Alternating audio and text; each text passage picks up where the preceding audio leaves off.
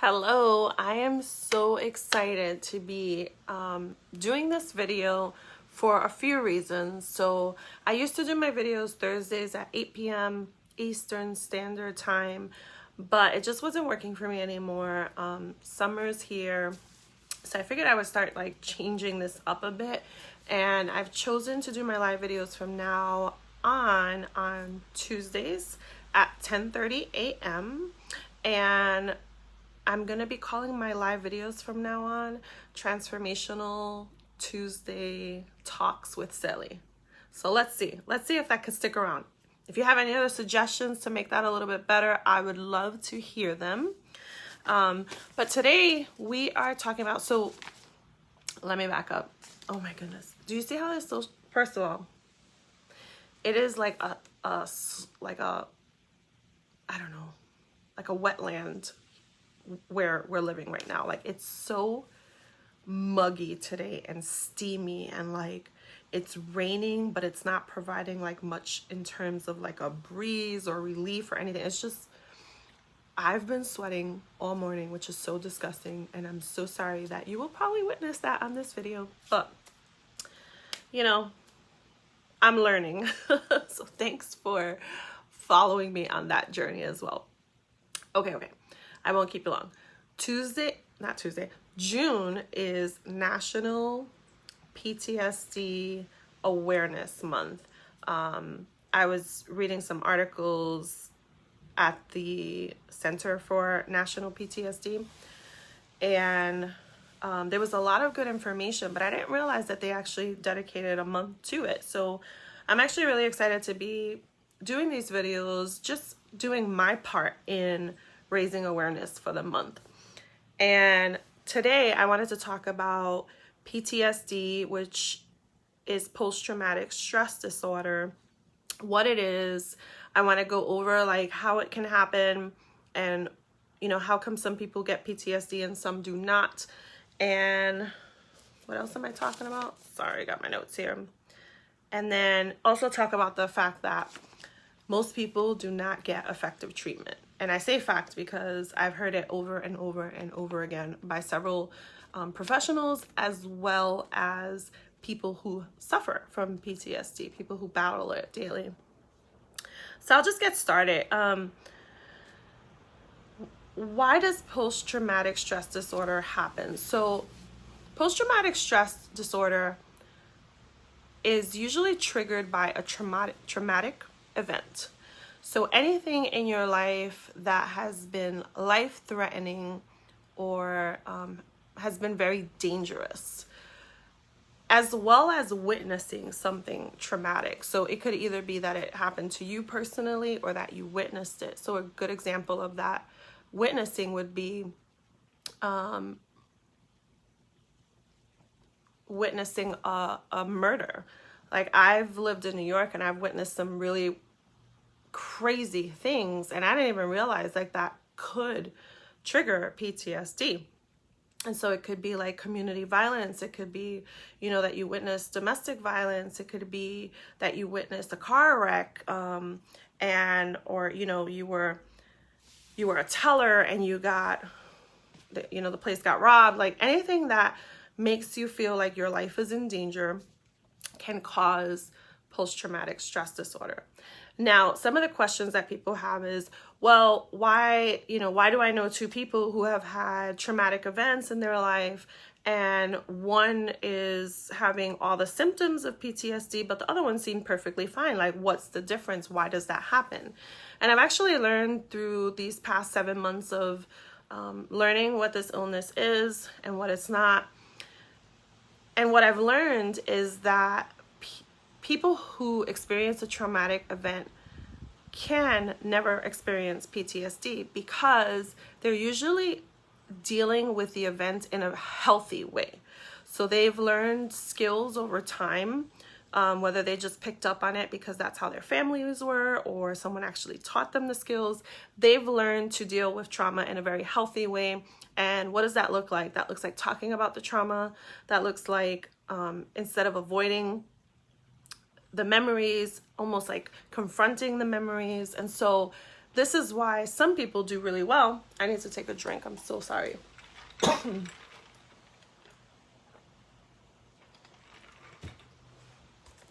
Some people do really well and never develop PTSD, and some people don't. So with that being said, again, we discussed how PTSD happens and what causes it. And just for a little more, so normally if the PTSD symptoms, so it's totally natural for someone who has experienced trauma to go home and have PTSD symptoms, so to speak. So that looks like reliving the trauma, flashbacks, you may be having nightmares. The nightmares may be of the event, or maybe they invoke the fear of the event. And there's all these other things that you experience after a trauma.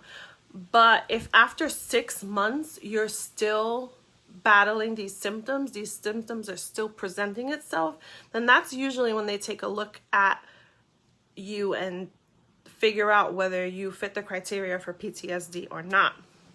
So let's talk a little bit. I already mentioned some of the symptoms, but I wanted to go into a little bit of greater detail. So I actually got some of this information from the website for the National Center for PTSD, which I've listed in the links, in the link in the description, so you can go check it out for yourself. There's so much more information that I will not be able to cover in these 3 videos, but it's a really great resource, so I would encourage you to check it out. But some of the symptoms that stood out to me, because I've experienced a lot of them, so I'll rattle off some, but they're not all of the symptoms. So again, I made a side note in the descriptions. This video is not intended to be medical advice. It's not intended to diagnose you. It's really just intended to raise some awareness of what PTSD is and work together to break some of those stigmas, right? So what are some of the symptoms that are common? And I picked these because these, again, are things that I've struggled with, and I have my little notes here. So again, reliving the trauma, having flashbacks of the event, having nightmares about the event. And I think it's important to note that there's a difference between a flashback and a nightmare. So a flashback, for those of you who don't know, a flashback is when you're fully awake and all of a sudden you're reliving the event. So you're feeling the feelings that you felt when the trauma happened. You're experiencing, physical symptoms. You're actually seeing the event unfold before your eyes as though you were still there. So that's what a flashback looks like. It could be 5 seconds, it could be longer, but that's what it looks like. Nightmares, however, aren't always specifically about the event. So you can have nightmares about the event, fine. But I also learned that you can have nightmares and it's still related to PTSD, because your brain is still releasing that fear that you felt during your trauma, the concern for your life, or whatever feelings were invoked during the trauma. You can have nightmares that invoke those same emotions. So that's one of the symptoms as well. And I've never really noticed that. And I'll tell you, it's interesting because, as you know, I'm still in the process of treatment. I'm learning a lot, but I feel like ever since I really learned this part, I haven't had as many, because I've been talking about the trauma more and facing it head on and not avoiding memories when they come up. And I've really been working hard on getting through the traumas effectively, with effective treatment. And I've seen the nightmares dwindle down through both prayer and treatment. I've seen me go from having nightmares every single night to maybe twice a week. So it's gotten much better. And that's why I mentioned that as a symptom. Next, I chose avoiding people, places, and things that remind you of the trauma. So if you, let's say you got robbed this actually happened to me. You get held up at gunpoint in, you know, the middle of the summer on a bright sunny day, you may, and in a specific location. So for me, this actually happened to me. I was younger. I was gonna go buy my son like some sheets and stuff for his room, and I had a lot of jewelry on because I thought I was like fabulous. So I was walking around with all this jewelry by myself, and I went in through like an alleyway in New York, because you know all the shortcuts when you're a native. So I took a shortcut and someone held me up at gunpoint. And I never even realized that could cause PTSD. But the point is, for years, I avoided that street. I never, ever, ever looked at that street again in this very, very popular shopping area. I didn't even want to drive by it because it would invoke those like feelings of terror and fear and being, you know, not knowing whether I was going to die or not. Like all those things would come up if I saw the street. So I just stood away from it, you know, out of sight, out of mind. Which is actually one of the worst things that you can do when you've experienced trauma. You probably have heard, you know, people say things like this before, right? Like if you're afraid of a spider, you should probably like put yourself in situations where you're seeing spiders. If you're afraid of heights, you need to go like on the Empire State Building and conquer that fear. It's the same thing for PTSD, right? So if you avoid the memories, you're not able to properly heal from them, really. And so it just continues to like cycle in your mind. You just continue to present symptoms after symptoms that cause you to avoid even more, that cause you to have more symptoms. And it's just like a never ending cycle of pain. So that one's really important for me to talk about, avoiding memories, avoiding smells, avoiding certain songs, avoiding. And I'm not saying go purposely put yourself in all these situations, but we'll talk about that in more detail at a later date. And then the other one I chose is increased arousal. So sorry. It's a sensitive subject for me, so I'm stumbling on my words, so please forgive me. But increased arousal is one that I picked that I think is super important to talk about. It's actually one of the most common symptoms that people experience because it's so broad. So increased arousal means things like being hypervigilant. And that looks like, for me at least, that looks like getting to the movie theater 30 minutes early because I want to get the seat all the way in the back, right in the middle, so that I can make sure that no one's sitting behind me. No one's really going to sit next to me in that situation, right? They're going to at least give me one seat space. And it's just like, you know, I don't have to worry about anything. I'm there. No one's behind me. I don't have to worry about danger.